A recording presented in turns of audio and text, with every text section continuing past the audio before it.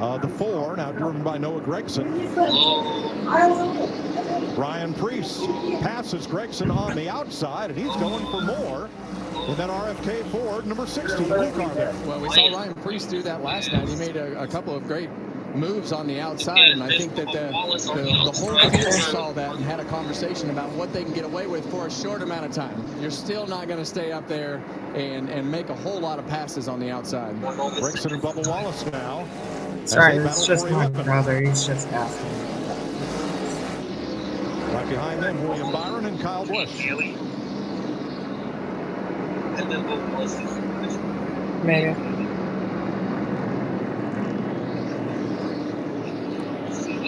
You can just see how tight the racing corners is. In particular, you see that ball off of 4. I cannot stress enough how little room there is off of turn 4 with 2 cars side by side. Yeah, and what's happening right now is, we're 7 or 8 laps in, and this is really the prime time on the tires. We saw that during qualifying last night. That lap 4 to lap 10 was really when the quickest laps would pop up on your tires. As we get into the lap 15, 20, 25, that's really when you're going to start to see these cars start to fade, as you see Bubba Wallace try to gain some track position there on the inside. Cuts in front of William Byron and gets into the back of the 4 all at the same time. He was going for 11th. Here's 7th place, Christopher Bell. Puts Joey Logano to the outside, and Van Gisbergen in the 88 covers the spot on the bottom. Preece with them. I've been really impressed with that 88 car as he's gone through the last couple of days. Shane had a great run at Martinsville, and I think we've seen a lot of the road racers have that same success for whatever reason with that style of braking. Well, I think that's just it. A little persuasion there coming in. Not clear. Kyle Busch. Austin Cindric got a little piece of Kyle Busch there trying to make some room on the inside. But I think these tight tracks like this, just like you say, Kevin, it plays right into those road coursers' hands.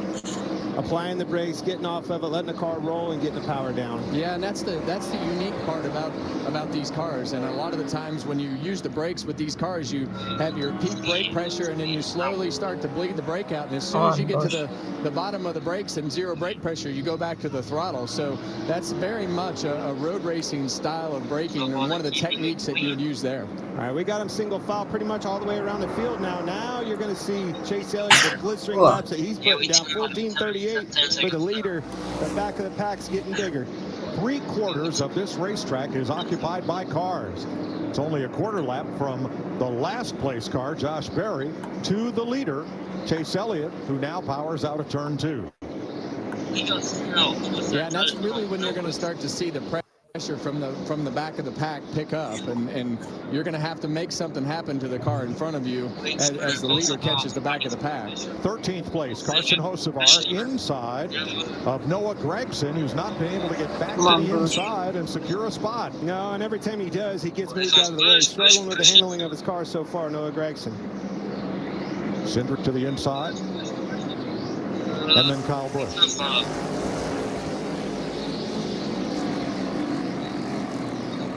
Let's go, We talked to Noah in our pre-race show there as you see him up on the outside of Kyle Busch, and a little bit of tire smoke, but that seems to be the norm as we go around Bowman Gray Stadium, tight quarters. But I'm really excited to see Noah as he goes through the year. I felt like his progression at Stewart-Haas Racing was really good as a race car driver.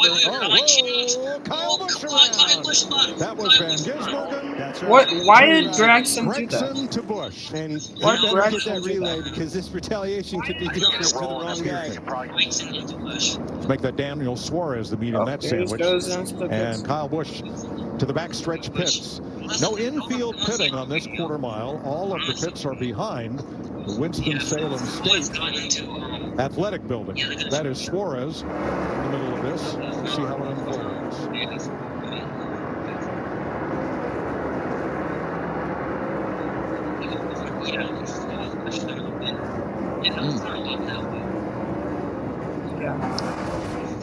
Yeah, that just looked like the 99 into the back of the 4, and that shoved the 4 into the back of the 8. Yeah, Shane, he got, and as soon as Suarez. Oh, excuse me. Yep. And here's some audio from Kyle Busch. What you got there? No drive off, can't touch the gas. You got anything for me? Yeah. Jack it up, pull the Packer out of the right rear, and take a 3/4 of a round out of the right rear. I've never heard a crew chief tell me that before. If I don't have anything for forward drive, you got anything? Yes, I like that. Randall Burnett answered him immediately. All right, track is clean. You exit the track at turn 3, you re-enter at turn 4. Let's see how the twos sorts out here with Chris Buescher going right to the outside. Odd even for the first 3 rows. And that will be the same story for the next 3 rows. No surprises there. Chase was just getting in the back of that field, too. Tyler Reddick carrying a unique paint scheme, honoring the unbannable Air Jordan sneaker, the very first in the line. The NBA banned it. Nike decided they would pay the fine every game so Michael Jordan could wear it, and an iconic brand was born, commemorated here on the number 45 as Tyler and the 2311 team continue to build on Michael's legacy of greatness.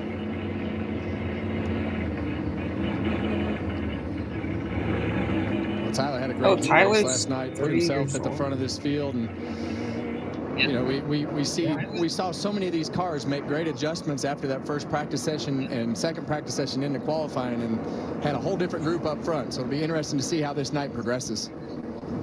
20 laps down, starter has the green flag in hand. Elliott Buescher back at it in turn 1.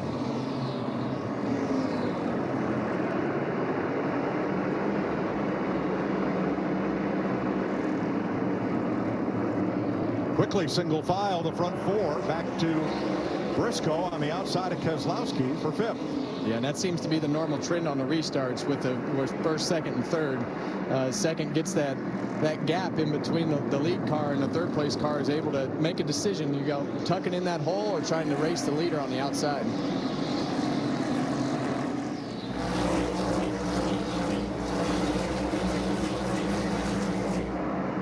Have to sort the process all over again. You can see back there Chase Briscoe and now Christopher Bell side by side. Those single file cars just drive right away from them. Teammates for 6th, and Bell prevails. Then Briscoe